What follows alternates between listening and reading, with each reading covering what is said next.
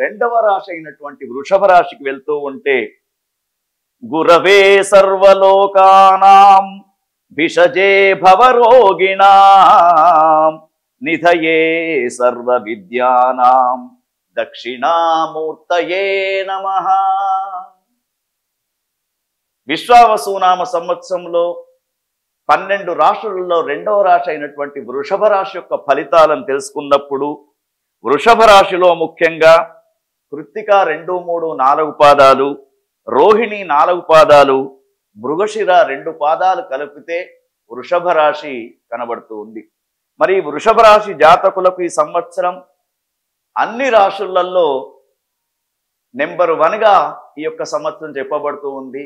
అయితే వీరికి సరి అయినటువంటి అదృష్టం మే 15వ తేదీ నుండి ఈ సంవత్సరం అంతా కూడా బాగా ఉంటుంది. వృషభ రాశి జాతకులకు 11 రూపాయల ఆదాయం అయితే 5 ఖర్చు. ఒకళ్ళు మెచ్చుకుంటే 3 విమర్శిస్తారు. దానికి ఎటువంటి భయపడవలసినటువంటి అవసరం లేదు. మరి వృషభ రాశి జాతకులకు ఈ సంవత్సరం గురుస్థానాన్ని గమనిస్తే 1, 2 అంటే మే 15 నుండి సంవత్సరం మొత్తం కూడా గురుస్థానం 2వ స్థానంలో ఉంటూ ఉన్నాడు.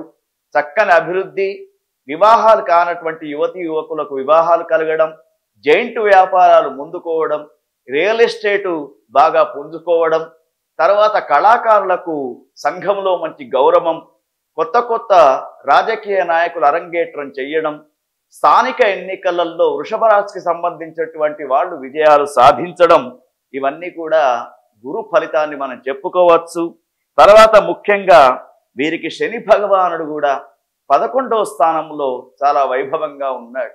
మరి శని భగవానుడు అనుకూలంగా ఉన్నప్పుడు మీకు గత కొద్ది సంవత్సరాలు ఉన్నటువంటి మానసిక శారీరకమైనటువంటి రోగ బాధలన్నీ కూడా ఈ సంవత్సరం తొలగిపోతూ ఉంటాయి.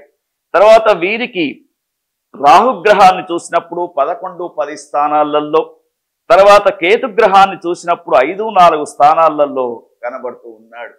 రాహుకేతువుల దృష్ట్యా కొంత సమయం మీ పైన ప్రతి ఒక్కరికి కూడా మీ అభివృద్ధిని చూసి ఓర్చుకోలేనటువంటి నరదృష్టి ఉంటూ ఉంటుంది.